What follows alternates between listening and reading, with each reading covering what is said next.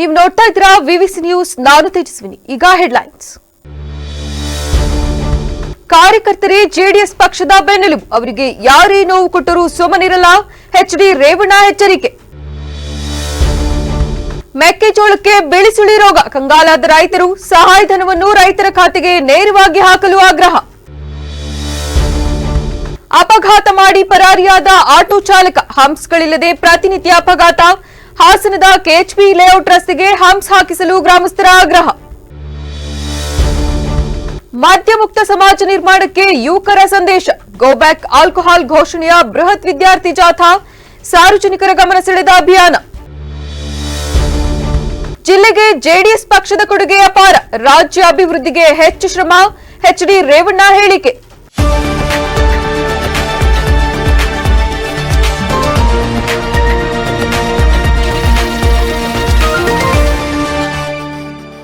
ವಾರ್ತೆಗಳ ವಿವರ. ಜೆಡಿಎಸ್ ಪಕ್ಷಕ್ಕೆ ಕಾರ್ಯಕರ್ತರೇ ಆಧಾರ ಸ್ತಂಭ, ಅವರಿಗೆ ಯಾರೇ ನೋವು ಕೊಟ್ಟರೂ ನಮ್ಮ ಪಕ್ಷವು ಕೈಕಟ್ಟಿ ಕುಳಿತುಕೊಳ್ಳುವುದಿಲ್ಲ, ತಕ್ಕ ಶಾಸ್ತಿ ನೀಡಲಾಗುತ್ತಿದೆ ಎಂದು ಶಾಸಕ ಎಚ್ಡಿ ರೇವಣ್ಣ ಗುಡುಗಿದ್ದಾರೆ. ಪಟ್ಟಣದ ವೀರಶೈವ ಕಲ್ಯಾಣ ಮಂಟಪದಲ್ಲಿ ಜೆಡಿಎಸ್ ವತಿಯಿಂದ ಆಯೋಜಿಸಿದ್ದ ಕಾರ್ಯಕರ್ತರ ಸಭೆಯನ್ನುದ್ದೇಶಿಸಿ ಮಾತನಾಡಿದ ಅವರು, ಇದೇ ತಿಂಗಳ 24ರಂದು ಹಾಸನದ ಹೊರವಲಯದಲ್ಲಿ ಬೃಹತ್ ಕಾರ್ಯಕರ್ತರ ಸಮಾವೇಶವನ್ನು ಆಯೋಜಿಸಲಾಗಿದೆ. ಬೇಲೂರು ತಾಲೂಕಿನಿಂದ ಕನಿಷ್ಠ 20,000ಕ್ಕೂ ಅಧಿಕ ಕಾರ್ಯಕರ್ತರು ಈ ಸಮಾವೇಶದಲ್ಲಿ ಭಾಗವಹಿಸಬೇಕು. ಕಾಂಗ್ರೆಸ್ ಪಕ್ಷ ನಮ್ಮ ಪಕ್ಷದ ಶಕ್ತಿಯನ್ನು ಕುಗ್ಗಿಸಲು ಜಿಲ್ಲೆಯಲ್ಲಿ 2 ಬಾರಿ ಸಮಾವೇಶ ನಡೆಸಿದೆ. ಜೆಡಿಎಸ್ ಪಕ್ಷವನ್ನು ಜಿಲ್ಲೆಯಿಂದ ನಿರ್ಮೂಲನೆ ಮಾಡಲು ಹಲವು ತಂತ್ರಗಾರಿಕೆಗಳನ್ನು ಬಳಸುತ್ತಿದೆ. ಆದರೆ ಕಾರ್ಯಕರ್ತರೇ ನಮ್ಮ ಪಕ್ಷದ ನಿಜವಾದ ಶಕ್ತಿ, ಅವರಿಗೆ ಯಾರೇ ತೊಂದರೆ ನೀಡಿದರೂ ಸುಮ್ಮನಿರುವ ಜಾಯಮಾನ ನಮ್ಮದಲ್ಲ ಎಂದು ಎಚ್ಚರಿಸಿದರು. ಬೇಲೂರಿನ ಅಭಿವೃದ್ಧಿಗೆ ಕಾಂಗ್ರೆಸ್ ಕೊಡುಗೆ ಏನೆಂದು ಪ್ರಶ್ನಿಸಿದ ಅವರು, ರಾಜ್ಯದಲ್ಲಿ ಕಾಂಗ್ರೆಸ್ ಸರ್ಕಾರ ಅಧಿಕಾರಕ್ಕೆ ಬಂದು 2 ವರ್ಷ ಕಳೆದರೂ ಯಾವುದೇ ಅಭಿವೃದ್ಧಿಯಾಗಿಲ್ಲ. ಒಂದು ವೇಳೆ ಅಭಿವೃದ್ಧಿ ಮಾಡಿದ್ದೇ ಆದಲ್ಲಿ ಶ್ವೇತಪತ್ರ ಹೊರಡಿಸಲಿ. 20 ವರ್ಷಗಳ ಹಿಂದೆಯೇ ಬೇಲೂರಿಗೆ ರೈಲ್ವೆ ಮಾರ್ಗ ತರಲು ದೇವೇಗೌಡರು ಶ್ರಮಿಸಿದ್ರು. ಆದರೆ ಕೆಲವರ ಪಿತೂರಿಯಿಂದ ಇಂದಿಗೂ ಭೂಮಿ ಪರಿಹಾರದ ಸಮಸ್ಯೆ ಬಗೆಹರಿಯದೇ ಉಳಿದಿದೆ. ಬೇಲೂರು ಹಾಸನ 4 ಪಥದ ರಸ್ತೆ ನಿರ್ಮಾಣಕ್ಕೆ 661 ಕೋಟಿ ರು ಅನುದಾನವನ್ನು ಎಚ್ಡಿ ದೇವೇಗೌಡ ಹಾಗೂ ಎಚ್ಡಿ ಕುಮಾರಸ್ವಾಮಿಯವರು ನೀಡಿದ್ದಾರೆ. ಆದರೆ ಇಂದಿನ ಸರ್ಕಾರ ಇದನ್ನೇ ತಮ್ಮ ಕೊಡುಗೆ ಎಂದು ಬಿಂಬಿಸುತ್ತಿದೆ ಎಂದು ಆರೋಪಿಸಿದರು.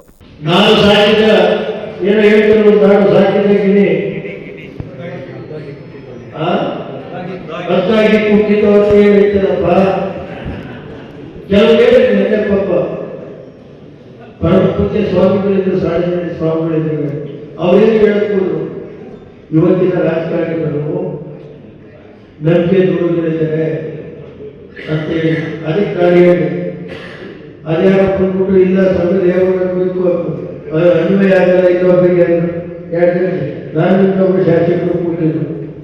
ಸ್ವಾಮಿಗಳು ಹೇಳಿದ್ದು ಏನು ತಪ್ಪಿಲ್ಲ. ಕೆಲವು ಈ ಜಿಲ್ಲೆಯಲ್ಲೂ ನಂಬಿಕೆ ದೂರಗಳಿದ್ದಾರೆ. ಸಾಮಾನ್ಯವಾಗಿ ಸ್ವಾಮಿಗಳು ಹೇಳಿದ್ದೆ ಸತ್ಯ.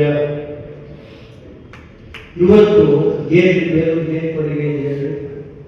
2 ವರ್ಷ ಆಯ್ತು ಏನು ಕೊಡುಗೆ ಕೊಟ್ಟಿದ್ದಾರೆ? ನಾನು ಹೇಳಿದ್ದೆ, ಕುಮಾರನಿಗೆ ಹೇಳಿದೆ, ನಾನು ಕ್ಯಾಂಪೇನ್ನಲ್ಲಿ ಕುಮಾರ್ ಏನ್ ಮಾಡ್ತೇನೆ ಅಂದ್ರೆ ಒಳ್ಳೆಯ ನಂಬಲ್ಲಪ್ಪ, ಏನ್ ಮಾಡ್ತಾರೆ ನಂಬಿಸ್ತಾರೆ. ಕೆಲವು ದುಡಿದರಿಗೆ ಹೊಡಿಬೇಕಾದ್ರೆ ಕಾಲು ಪಾಲು ನೋಡ್ಕೊಳ್ಳೋದು. ಅವರ ಪಾಲಿಟೆಕ್ನಿಕ್ ಕಾಲೇಜ್ ಕೊಡಿಸ್ತೇನೆ, ಒಂದು ಇಂಜಿನಿಯರಿಂಗ್ ಕಾಲೇಜ್ ನಿಮ್ಗೊಂದು ಕೊಡು, ಚನ್ನಪೇಟೆ ಕೊಟ್ಕೊಡಿ, ಅರ್ಸೆಕೆರೆ ಕೊಟ್ಕೊಡಿ, ಕರ್ಕೊಂಡ್ಬಿಟ್ಟು ರಾಮಪುರ ಕೊಡಿ. 4 ಇಂಜಿನಿಯರಿಂಗ್ ಕಾಲೇಜ್ ಕೊಟ್ಟಿದ್ರೆ 7,000 ರೂಪಾಯಿ. 7,000 ರೂಪಾಯಿ ಒಳ್ಳೇದು. 1,20,000 2 ಲಕ್ಷ ತಗತ್ತಲ್ಲ. ಈ ವೇಳೆ ಮಾತನಾಡಿದ ಮಾಜಿ ಶಾಸಕ ಕೆಎಸ್ ಲಿಂಗೇಶ್, ಹಾಸನದಲ್ಲಿ ಸುಮಾರು 20 ಲಕ್ಷಕ್ಕೂ ಅಧಿಕ ಜನರ ಸಮಾವೇಶ ನಡೆಸುವ ಗುರಿ ಹೊಂದಲಾಗಿದೆ. ಜೆಡಿಎಸ್ ಪಕ್ಷವನ್ನು ಮತ್ತೊಮ್ಮೆ ಅಧಿಕಾರಕ್ಕೆ ತರುವ ನಿಟ್ಟಿನಲ್ಲಿ ಎನ್ಡಿಎ ಮೈತ್ರಿಕೂಟದ ಅಭ್ಯರ್ಥಿಯೇ ರಾಜ್ಯದ ಮುಂದಿನ ಮುಖ್ಯಮಂತ್ರಿಯಾಗಬೇಕು. ಬೇಲೂರಿನಲ್ಲಿ ಜೆಡಿಎಸ್ ಅಭ್ಯರ್ಥಿಯೇ ಚುನಾವಣೆಯಲ್ಲಿ ಸ್ಪರ್ಧಿಸಲಿದ್ದು, ಅವರ ಗೆಲುವು ಶತಸಿದ್ಧ. ನನ್ನ ಅಧಿಕಾರಾವಧಿಯಲ್ಲಿ ಕುಮಾರಸ್ವಾಮಿ ಹಾಗೂ ದೇವೇಗೌಡರ ಶ್ರಮದಿಂದ ಬೇಲೂರಿಗೆ ಸುಮಾರು 1,800 ಕೋಟಿ ರು ಅನುದಾನ ಬಿಡುಗಡೆಯಾಗಿದೆ. ರೇವಣ್ಣನವರ ಶ್ರಮವಿಲ್ಲದೆ ಬೇಲೂರಿನ ಅಭಿವೃದ್ಧಿ ಸಾಧ್ಯವಿರಲಿಲ್ಲ. ಅವರ ಶಕ್ತಿಯನ್ನು ಮತ್ತಷ್ಟು ಹೆಚ್ಚಿಸಲು ಎಲ್ಲರೂ ಒಗ್ಗಟ್ಟಾಗಿ ಶ್ರಮಿಸಬೇಕೆಂದು ಕರೆ ನೀಡಿದರು. ಸಭೆಯಲ್ಲಿ ಜೆಡಿಎಸ್ ತಾಲೂಕು ಅಧ್ಯಕ್ಷ ಅನಂತ್ ಸುಬ್ರಾವ್, ಜಿಲ್ಲಾ ಪಂಚಾಯಿತಿ ಮಾಜಿ ಅಧ್ಯಕ್ಷ ಬಿಡಿ ಚಂದ್ರಗೌಡ, ಜಿಟಿ ಇಂದಿರಾ, ಉಪಾಧ್ಯಕ್ಷ ರಾಜಶೇಖರ್, ಹಾಸನ ಸಹಕಾರ ಸಂಘದ ನಿರ್ದೇಶಕ ಎಂಎ ನಾಗರಾಜ್ ಸೇರಿದಂತೆ ಅನೇಕ ಮುಖಂಡರು ಹಾಗೂ ಕಾರ್ಯಕರ್ತರು ಉಪಸ್ಥಿತರಿದ್ದರು. ಕೇವಲ ನಾಳೆ ಯಾರು ಮುಖ್ಯಮಂತ್ರಿ, ಇನ್ನೊಂದು ದಿನ, ಇನ್ನೊಂದು ವಾರ, ಬರೀ ಅದು ಇದು ಚರ್ಚೆ. ಅವ್ರು ಕೊಟ್ಟಂತಹ ಭರವಸೆ, ಗ್ಯಾರಂಟಿ ಜನ ಒಳ್ಳಾಗಿವೆ. ಗ್ಯಾರಂಟಿ ಬಸ್ನಲ್ಲಿ ಅಪೂರ್ಣ, ಅದು ಸಂಪೂರ್ಣ ಆಗಲಿಲ್ಲ. ಗ್ಯಾರಂಟಿ ದುಡ್ಡು ಕೊಡುತ್ತೆ, ಅದೇ ಒಂದು ನವೀಕರಣ, ಯಾವುದೇ ಒಂದು ಡೆವಲಪ್ಮೆಂಟ್ ಕೆಲಸ ಇಲ್ಲ. ಯಾವ ಏನ್ ಕೆಲಸ ನೀವೇ ಹೇಳಿ ನೋಡೋಣ. ರಸ್ತೆ ಬುದ್ಧಿ ಮುಚ್ಚೆ ಕೆಲಸ ಆಗಿಲ್ಲ.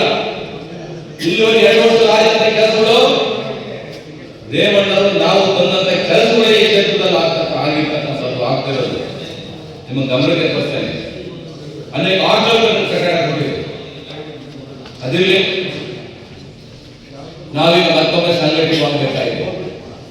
ಕಾನೂನು ಅನೇಕ ಇದ್ದಾವೆ. ಜಿಲ್ಲಾ ಪರಿಷತ್, ತಾಲೂಕು ಪಂಚಾಯತ್ ಮೈತ್ರಿ ಮತ್ತೊಂದು ನಮಗೆ ಅದು ಚಿಂತೆ ಬೇಡ. ದೊಡ್ಡವರು ನೋಡ್ಕೊಳ್ತಾರೆ ಅದನ್ನೇ, ಅವರ ಆದೇಶವನ್ನು ನಾವು ಪಾಲಿಸೋದಷ್ಟೇ. ಆದರೆ ನಾವು ಪ್ರತಿಯೊಂದು ಬೂತಿಂದಲೂ ಸಹ ಒಬ್ಬೊಬ್ರು BLOಗಳನ್ನ BLA 2 ಅಂತ ನಾವು ಇವತ್ತು ಪ್ರಯತ್ನ ಪಟ್ಟಂತ ಕೆಲಸವನ್ನು ಸಹ ಮಾಡಬೇಕಾಗಿದೆ. ಯಾರು ತೆಗಿಬೇಕು, ಯಾರು ಬಿಡಬೇಕು, ಯಾರು ಬಿಟ್ಟಿದ್ದಾರೆ ಎಲ್ಲ ಸಹ ನಾವು ಕೊನೆ ಓಟ್ ಎಲ್ಲ ಹೋಗಿ ಡಿಲೀಟ್ ಆದ್ಮೇಲೆ ಬಹಳ ಕಷ್ಟ ಆಗ್ತದೆ ಮತ್ತೆ ಸೇರ್ಸಕ್ಕೆ. ಮತ್ತೆ ಅನಾಮಧೇಯರು, ನಮಗೆ ಗೊತ್ತಿಲ್ಲದರು, ಚುನಾವಣೆಗೋಸ್ಕರ ಬೇರೆ ಬೇರೆ ಕಡೆ ಸೇರಿಸಂತರು ನಮ್ಮ ವಿಭಾಗದಲ್ಲಿ ಹೋಗಿ ಟೌನ್ ಅಲ್ಲಿ ಜಿಲ್ಲೆಯಲ್ಲಿ ಬಿಳಿಸುಳಿ ರೋಗದಿಂದ ಮೆಕ್ಕೆಜೋಳ ಕಳೆದುಕೊಂಡಿರುವ ರೈತರಿಗೆ ತಲಾ 15,000 ಸಹಾಯಧನವನ್ನು ಫಲಾನುಭವಿಗಳ ಖಾತೆಗೆ ನೇರವಾಗಿ ಹಾಕಬೇಕೆಂದು ಕರ್ನಾಟಕ ರಾಜ್ಯ ರೈತ ಸಂಘ ಹಾಗೂ ಹಸಿರು ಸೇನೆ ಜಿಲ್ಲಾಧ್ಯಕ್ಷ ಕಣಗಾಲ್ ಮೂರ್ತಿ ಒತ್ತಾಯಿಸಿದರು.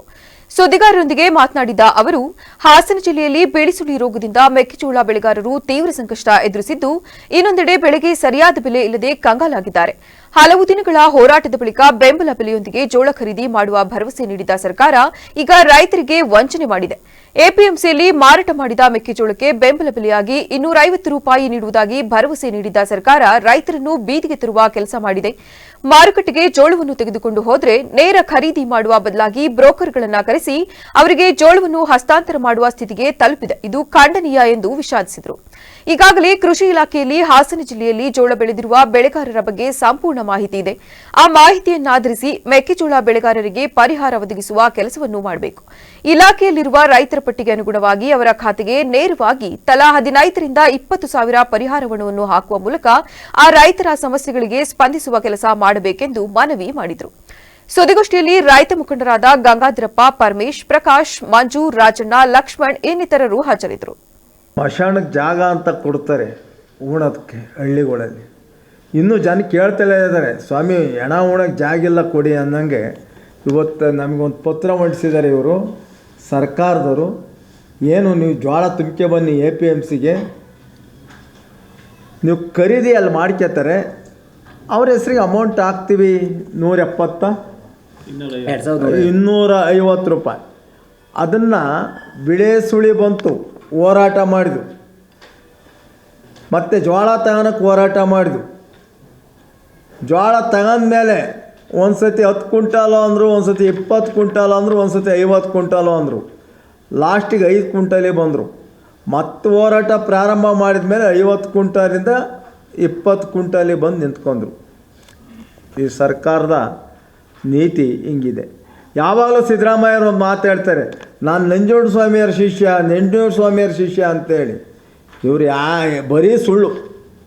ಈ ದೇಶದಲ್ಲಿ ಫಸ್ಟ್ ಇಂಥ ಮುಖ್ಯಮಂತ್ರಿ ಕೆಳಗಿಳಿಸ್ಬೇಕು. ಯಾಕೆ ಹೇಳ್ತೀವಿ ಅಂದರೆ, ಅದೇ ದುಡ್ಡ ರೈತರಿಗೆ ಹಾಕ್ಬೋದು 200 ಚಿಲ್ಲರೆ. ಡೈರೆಕ್ಟಾಗಿ 200 ಚಿಲ್ಲರೆ ರೈತರಿಗೆ ಹಾಕಿದರೆ ಇವತ್ತು ರೈತರಿಗೆ ಏನು ಬೆಳೆ ಸುಳಿಗೆ ಏನು ಅವರು ನಮಗೆ ಪರಿಹಾರ ಕೊಟ್ಟಿಲ್ಲ, ಈ ದುಡ್ಡೇ ಪರಿಹಾರ ಅಂತ ನಾವು ತಿಳ್ಕೊತೀವಿ. ಆದರೆ ಇವರು ಆ ಕೆಲಸ ಮಾಡೋಕ್ಕೆ ಹೊಂಟಿಲ್ಲ. ನೀವು ಜೋಳ ತಂದು APMCಗೆ ಇಡಿ, ನಾವು ಖರೀದಿ ಮಾಡಿಸ್ತೀವಿ, ನಿಮಗೆ ದುಡ್ಡು ತುಂಬ್ತೀವಿ ಅಂತಾರೆ. ಆದರೆ ಈಗ ಕೊಟ್ಟಿದ್ದಾರಲ್ಲ 15ರಿಂದ 16,000 ಜನ ಜೋಳ ಕೊಟ್ಟಿದ್ದಾರಲ್ಲ, ಅವ್ರಿಗೆ ಡೈರೆಕ್ಟೇ ತುಂಬಿಕೊಡ್ಲಿ ಮಾಡ್ತಾ ಇದ್ದಾರೆ. ನಿಜವಾಗಿ ಅದರ ಕಾಳಜಿ ಇದ್ರು 1,00,000 ಜನ 1,00,000 ಹೆಕ್ಟೇರ್ ಪ್ರದೇಶದಲ್ಲಿ ಬಿತ್ತನೆ ಐತೆ ಅಂತ ಮಾಹಿತಿ ಇದೆ ಕೃಷಿ ಇಲಾಖೆಯಲ್ಲಿ. ನಾವು ಯಾರು ಹೇಳ್ಬೇಕಾಗಿಲ್ಲ, ಮಿತ್ರರು ಯಾರು ಹೇಳ್ಬೇಕಾಗಿಲ್ಲ, ಇಲಾಖೆಯಲ್ಲಿ ಮಾಹಿತಿ ಇದೆ. ಒಬ್ಬ ರೈತರಿಗೆ ಮಿನಿಮಮ್ ಒಂದು 15 ಕ್ವಿಂಟಾಲ್ ಬರೀ ₹2,150 ಪ್ರಕಾರ 25 ಕ್ವಿಂಟಾಲಿಗೆ ಒಂದು ರೈತರಿಗೆ ₹7,750 ದುಡ್ಡಾಗುತ್ತೆ. ಅದೇ ದುಡ್ಡನ್ನ ನೀವು ಏನಾದ್ರು ರೈತರಿಗೆ ತುಂಬಿಕೊಟ್ರೆ ಪರಿಹಾರ ಆಗುತ್ತೆ. ಅದನ್ನು ಬಿಟ್ಬಿಟ್ಟು ತಗೋತಾ ಇದೀವಿ ಅಂತ ಜನಗಳನ್ನೂ ದಿಕ್ಕು ತಪ್ಪಿಸ್ತಾರೆ. ₹2,150 ಅಂತ ಜನಗಳು ಹಳ್ಳಿಗೆ ಹೋದರೆ ₹2,150 ಜೋಳ ತಾತವ್ರೆ, ₹2,150 ಜೋಳ ತಾತವ್ರೆ. ಅದ್ರ ಆಳ ಆಗಲ ಒಳಗೆ ಹೋದ್ಮೇಲೆ ಗೊತ್ತಾಗೋದು ಇವ್ರೇನು ದಿಕ್ಕು ತಪ್ಪಿಸ್ತಾ ಇದ್ದಾರೆ ಅಂತ. ಅಂದರೆ ಒಂದು ಏನಾದ್ರು ನೋಡಿ KFI ಜೋಳ ಹಾಕಿದ್ರು, ಅದೇ ಜೋಳನ ಬೇರೆ ಕಡೆ ಒಂದು 10 ಚೀಲ ಉಳಿತು ಅಂತ ಹಾಕಿದರೆ APMC ಒಳಗಡೆ ಮಿನಿಮಮ್ ಒಂದು ಚೀಲಕ್ಕೆ 5 ರಿಂದ 6 kg ತೂಕ ವ್ಯತ್ಯಾಸ ಆಗುತ್ತೆ. ನಗರದ ಹೊಸ ಬಸ್ ನಿಲ್ದಾಣದ ಮುಂಭಾಗದಲ್ಲಿರುವ ಕೆಎಚ್ಬಿ ಲೇಔಟ್ ರಸ್ತೆಯಲ್ಲಿ ಹಂಪ್ಸ್ಗಳಿಲ್ಲದೆ ಪ್ರತಿನಿತ್ಯ ಒಂದಲ್ಲೊಂದು ರಸ್ತೆ ಅಪಘಾತಗಳು ನಡೆಯುತ್ತಲೇ ಇರುತ್ತವೆ. ಈ ದಿನವೂ ಸುಮಾರು ರಾತ್ರಿ 11ರ ಸಮಯದಲ್ಲಿ ರಸ್ತೆ ಬದಿಯಲ್ಲಿ ಕೂಲಿ ಕಾರ್ಮಿಕನೊಬ್ಬನು ನಡೆದುಕೊಂಡು ಹೋಗುತ್ತಿದ್ದ ಸಂದರ್ಭದಲ್ಲಿ ಆಟೋ ರಿಕ್ಷಾವೊಂದು ಡಿಕ್ಕಿ ಹೊಡೆದು ನಿಲ್ಲಿಸದೆ ಪರಾರಿಯಾಗಿದ್ದಾನೆ. ಸ್ಥಳೀಯ ನಿವಾಸಿಯಾದ ಭಾನುಪ್ರಕಾಶ್ ಪ್ರತ್ಯಕ್ಷವಾಗಿ ಅಪಘಾತವನ್ನು ಕಂಡು ಆಟೋ ಚಾಲಕನನ್ನು ಹಿಡಿಯಲು ಹಿಂಬಾಲಿಸಿದ್ದಾರೆ. ಆದರೆ ಅವನು ತಪ್ಪಿಸಿಕೊಂಡು ಹೋಗಿದ್ದಾನೆ. ಕೂಡಲೇ ಆಂಬ್ಯುಲೆನ್ಸ್ಗೆ ಕರೆ ಮಾಡಿ ಅಪಘಾತಕ್ಕೊಳಗಾದ ವ್ಯಕ್ತಿಯನ್ನು ಆಸ್ಪತ್ರೆಗೆ ರವಾನಿಸಿದ್ದಾರೆ. ಸಂಬಂಧಪಟ್ಟ ಅಧಿಕಾರಿಗಳು ಇದರ ಬಗ್ಗೆ ಗಮನ ಹರಿಸಿ ರಸ್ತೆಗಳಿಗೆ ಹಂಪ್ಸ್ಗಳ ವ್ಯವಸ್ಥೆ ಮಾಡಬೇಕೆಂದು ಕೆಎಚ್ಬಿ ನಿವಾಸಿಗಳಾದ ಓಂಕಾರ್ ಕ್ಷೇಮಾಭಿವೃದ್ಧಿ ಸಂಘದ ವತಿಯಿಂದ ಆಗ್ರಹಿಸಿ ಮುಂದಾಗುವ ಅಪಘಾತಗಳನ್ನು ತಪ್ಪಿಸಲು ಮನವಿ ಮಾಡಿದ್ದಾರೆ. ಮದ್ಯಪಾನವು ಸಮಾಜಕ್ಕೆ ಮಾಡುವ ಹಾನಿಯ ವಿರುದ್ಧ ಜಾಗೃತಿ ಮೂಡಿಸುವ ಉದ್ದೇಶದಿಂದ ಎಸ್ಜೆಎಂ ಸಂಘಟನೆಯ ವತಿಯಿಂದ ಗೋ ಬ್ಯಾಕ್ ಆಲ್ಕೋಹಾಲ್ ಅಭಿಯಾನವನ್ನು ನಡೆಸಲಾಯಿತು. ಸಕಲೇಶಪುರ ತಾಲೂಕಿನ ಬಾಳುಪೇಟೆ ಪಟ್ಟಣದಲ್ಲಿ ಬೃಹತ್ ವಿದ್ಯಾರ್ಥಿ ಜಾಥಾವು ಪಟ್ಟಣದ ಪ್ರಮುಖ ರಸ್ತೆಗಳಲ್ಲಿ ಸಾಗಿತು. 100 ಯುವಕರು ಪಾಲ್ಗೊಂಡು ಮದ್ಯಮುಕ್ತ ಸಮಾಜ ಆರೋಗ್ಯಕರ ಭವಿಷ್ಯ ಎಂಬ ಸಂದೇಶವನ್ನು ತಲುಪಿಸಿದರು. ಯುವಕರ ಘೋಷಣೆಗಳು ಮತ್ತು ಜಾಗೃತಿ ಫಲಕಗಳೊಂದಿಗೆ ಶಿಸ್ತುಬದ್ದವಾಗಿ ಸಾಗಿದ ಜಾಥಾವು ಜನರ ಗಮನ ಸೆಳೆಯಿತು. ಈ ವೇಳೆ ಮಾತನಾಡಿದ ಯಡೇಹಳ್ಳಿ ಮಂಜುನಾಥ್, ಮದ್ಯಪಾನ ಯುವಜನತೆಯ ದಾರಿ ತಪ್ಪಿಸುತ್ತಿದ್ದು ಅನೇಕ ಕುಟುಂಬಗಳ ನಾಶಕ್ಕೆ ಕಾರಣವಾಗುತ್ತಿದೆ. ಯುವಕರೇ ಸಮಾಜದ ಭವಿಷ್ಯ. ಅವರನ್ನ ಬದುಕನ್ನು ಮದ್ಯಪಾನ ಎಂಬ ವಿಷಯದಿಂದ ಕಾಪಾಡಬೇಕು. ಸರ್ಕಾರ ಮತ್ತು ಸಮಾಜ ಎರಡೂ ಸೇರಿ ಮದ್ಯಮುಕ್ತ ಕರ್ನಾಟಕಕ್ಕಾಗಿ ಹೋರಾಟ ನಡೆಸಬೇಕಾಗಿದೆ. ಮದ್ಯಪಾನದಿಂದ ಉಂಟಾಗುವ ಆರೋಗ್ಯ ಸಮಸ್ಯೆಗಳು, ಅಪರಾಧ ಪ್ರಕರಣಗಳು, ಕುಟುಂಬ ಕಲಹಗಳು ಹಾಗೂ ಆರ್ಥಿಕ ಸಂಕಷ್ಟಗಳ ಬಗ್ಗೆ ಮಾಹಿತಿ ನೀಡಿದರಲ್ಲದೆ ಇಂತಹ ಜಾಗೃತಿ ಕಾರ್ಯಕ್ರಮಗಳು ಕೇವಲ ಒಂದೇ ದಿನಕ್ಕೆ ಸೀಮಿತವಾಗದೆ ನಿರಂತರವಾಗಿ ನಡೆಯಬೇಕೆಂದು ತಿಳಿಸಿದರು. ನಾವು ಇವತ್ತು ಸರ್ಕಾರ 150 ಕೋಟಿ ರೂಗಳು ನಷ್ಟ ಆಯಿತು ಅಂತ ಹೇಳ್ತಾ ಇದೆ. 12,500 ಮದ್ಯದಂಗಡಿಗಳನ್ನು ತೆರೆದು ಇವತ್ತು 28.5 ಲಕ್ಷ ಜನ ಕ್ಯಾನ್ಸರ್ನಿಂದ ನರಳುತ್ತಾ ಇರತಕ್ಕಂಥದ್ದು. ಇದು ಬಹಳ ವಿಷಾದನೀಯ. ಬಾಳ್ಲೋಪೇಟೆನಲ್ಲಿ 4 ವರ್ಷಗಳ ಹಿಂದೆ ಎಸ್ಪಿ ಅವರು ಒಂದು ಸಭೆ ಮಾಡಿದಂತ ಸಂದರ್ಭದಲ್ಲಿ ಪಟ್ಟಿಯನ್ನ ಬಿಡುಗಡೆ ಮಾಡ್ತಾರೆ. ಆ ಬಿಡುಗಡೆ ಮಾಡಿದಂತ ಪಟ್ಟಿಯಲ್ಲಿ ಬಾಳ್ಲೋಪೇಟೆಯ 12 ಯುವಕರ ಹೆಸರು ಇರ್ತದೆ. ಪ್ರಜ್ಞಾವಂತ ಯುವಕರುಗಳು ಏನು ಈ ಗಾಂಜಾ ಇರಬಹುದು, ಇನ್ನಿತರ ಏನು ವ್ಯಸನಗಳಿಗೆ ಬಲಿಯಾಗ್ತಾ ಇರತಕ್ಕಂಥದ್ದು ನಮ್ಮ ಕಣ್ಣು ಮುಂದೆ ಇರ್ತಕ್ಕಂಥದ್ದು. ಇವತ್ತು ವಿದ್ಯಾರ್ಥಿಗಳು ಇವತ್ತು ಏನು ಬಾಂಗ್ಲಾದೇಶದಿಂದ ಬಂದಂತ ಸುಳುಕೋರರು ಮತ್ತೆ ಇನ್ನಿತರ ನೈಜೀರಿಯಾ ಹಾಗೂ ದಕ್ಷಿಣ ಆಫ್ರಿಕಾದಿಂದ ಬಂದಂತ ವಿದ್ಯಾಭ್ಯಾಸಕ್ಕೆ ಬಂದಂತ ವಿದ್ಯಾರ್ಥಿಗಳು ಇಲ್ಲಿರ್ತಕ್ಕಂಥ ವಿದ್ಯಾರ್ಥಿಗಳಿಗೆ ಗಾಂಜಾ ಮಾರಾಟವನ್ನ ಮಾಡಿ ಅವರಿಗೆ ವ್ಯಸನಿಗಳನ್ನಾಗಿ ಮಾಡತಕ್ಕಂಥ ಕೆಲಸವನ್ನ ಇವತ್ತು ಮಾಡ್ತಾ ಇರತಕ್ಕಂಥದ್ದು ವಿಷಾದನೀಯ. ಆತ್ಮೀಯ ಬಂಧುಗಳೇ, ಮನುಷ್ಯನ ಆಯಸ್ಸು 100 ವರ್ಷ. ಇವತ್ತು ಸರ್ಕಾರ ಹೇಳ್ತಾ ಇದೆ ಕರ್ನಾಟಕ ಹಾಗೂ ಭಾರತದಲ್ಲಿ ಹುಟ್ಟತಕ್ಕಂಥ ಮನುಷ್ಯನ ಆಯಸ್ಸು ಕೇವಲ 60 ವರ್ಷ ಅಂತ ಹೇಳಿ. ನಾವು ನಮ್ಮ ನಿವೃತ್ತಿಯ ವಯಸ್ಸಿನಲ್ಲಿ ನಾವು ನಮ್ಮ ಶರೀರವನ್ನ ಈ ಮದ್ಯ ವ್ಯಸನಗಳ ಚಟದಿಂದ ನಾವು ನಮ್ಮ ಜೀವನವನ್ನು ಹಾಳು ಮಾಡಿಕೊಡ್ತಾ ಇರತಕ್ಕಂಥ ಸಂದರ್ಭದಲ್ಲಿ ಒಂದು ಅದ್ಭುತ ಸಂದೇಶವನ್ನ ನಿಜವಾಗ್ಲೂ ಈ ಏನು ಕರಪತ್ರಗಳನ್ನು ಹಿಡ್ಕೊಂಡು ಬಂದಿರತಕ್ಕಂಥ ಕರಪತ್ರಗಳಲ್ಲಿ ನಮೂದನೆ ಮಾಡಿರ್ತಕ್ಕಂಥ ಪದಗಳನ್ನ ನಾವೆಲ್ಲ ಕೂಡ ಅರ್ಥ ಮಾಡಿಕೊಳ್ತಕ್ಕಂಥ ಕೆಲಸ ಆಗಬೇಕು. ಈ ಕೆಲಸ ಸಮಾಜದ ಎಲ್ಲ ಧರ್ಮದವರು ಸೇರಿ ಮಾಡಿದಾಗ ದೇಶದ ಯುವಕರ ಭವಿಷ್ಯ ಉಜ್ವಲ ಆಗುತ್ತೆ ಅಂತ ಹೇಳ್ತಾ, ನಮ್ಮ ಸರ್ಕಾರಗಳು ಮದ್ಯವನ್ನು ಮಾರಾಟ ಮಾಡೋದು ಅವರೇ, ಮದ್ಯ ಕುಡಿದ್ರೆ ತಡೆದು ಅವ್ರ ಮೇಲೆ ಕೇಸ್ ಪ್ರಕರಣ ದಾಖಲಿಸೋರು ಅವರೇ. ಇದು ಯಾವ ತರ ನೀತಿ ಅಂತಕ್ಕಂಥದ್ದನ್ನ ನಾವು ಅರ್ಥ ಮಾಡ್ಕೊಳ್ಬೇಕು. ಇದೇ ಜನವರಿ 24ರಂದು ಹಾಸನದಲ್ಲಿ ನಡೆಯುವ ಜೆಡಿಎಸ್ ಪಕ್ಷದ ಬೃಹತ್ ಸಮಾವೇಶದ ಅಂಗವಾಗಿ ಹೊಳೆನರಸೀಪುರ ಹಾಗೂ ಸಕಲೇಶಪುರದಲ್ಲಿ ಪೂರ್ವಭಾವಿ ಸಭೆ ನಡೆಸಲಾಯಿತು. ಈ ವೇಳೆ ಮಾತನಾಡಿದ ಶಾಸಕ ಎಚ್ಡಿ ರೇವಣ್ಣ, ಹಾಸನ ಹೊಳೆನರಸೀಪುರ ಮೈಸೂರು ಬೈಪಾಸ್ ರಸ್ತೆಗೆ 460 ಕೋಟಿ ರು, ಬಿಳಿಕೆರೆವರೆಗೆ ಸಂಪರ್ಕ ರಸ್ತೆ ಅಭಿವೃದ್ಧಿಗೆ 26 ಕೋಟಿ ರು ಅನುದಾನ ಮಂಜೂರಾಗಿದೆ. ಅಲ್ಲದೆ ಹೊಳೆನರಸೀಪುರ ರೈಲ್ವೆ ಪ್ಲಾಟ್ಫಾರ್ಮ್ ಅಭಿವೃದ್ಧಿಗೆ 22 ಕೋಟಿ ರು ವೆಚ್ಚದಲ್ಲಿ ಕಾಮಗಾರಿ ಕೈಗೊಳ್ಳಲಾಗಿದೆ. ಶಾಂತಿಗ್ರಾಮ ಹೋಬಳಿ, ದುದ್ದ, ಹಳ್ಳಿ ಮೈಸೂರು ಹೋಬಳಿ ಹಾಗೂ ಕಸಬಾ ಹೋಬಳಿಗಳಿಗೆ ಹೊಳೆಯಿಂದ ಶುದ್ಧ ಕುಡಿಯುವ ನೀರು ಒದಗಿಸುವ ಮಹತ್ವದ ಯೋಜನೆ ಜಾರಿಗೆ ತರಲಾಗಿದೆ.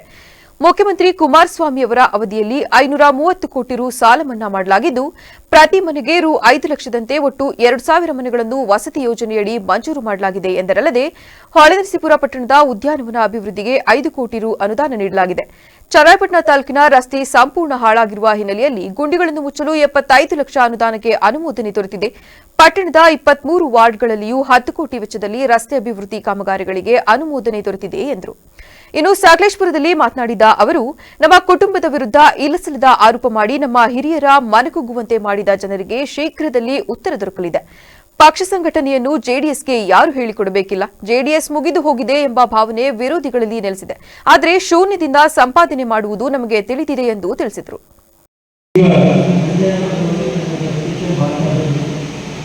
ಈ ವೇದಿಕೆಯನ್ನು ಎಲ್ಲ ಮುಖಂಡರಿಗೆ, ಹಿರಿಯರಿಗೆ, ನಮ್ಮ ಪತ್ರಿಕಾ ಸ್ನೇಹಿತರಿಗೆ, ತಾಯಿಗಳಿಗೆ ಹೋಲಿಸಿ ಇವತ್ತು ಹೊಳೆನರಸೀಪುರ ವಿಧಾನಸಭಾ ಕ್ಷೇತ್ರದಲ್ಲಿ ಜೆಡಿಎಸ್ ಸುಮಾರು 62ರಿಂದ ಇವತ್ತು ಇಲ್ಲಿಯವರೆಗೆ 60 ವರ್ಷಗಳ ಕಾಲ ಅವರದೇ ಆದಂಥ ರಾಷ್ಟ್ರದಲ್ಲಿ ಶಾಸಕರಾಗಿ ಮತ್ತು ಪ್ರಧಾನಮಂತ್ರಿ, ಮುಖ್ಯಮಂತ್ರಿ ಎಲ್ಲ ಆಗಿದ್ದು ಅವರು ಇವತ್ತು 24 ಸಭೆ ಕರೆಯುವಂತ ನಮಗೆ ಒಂದು ಸೂಚನೆ ಕೊಟ್ಟಿದ್ದಾರೆ.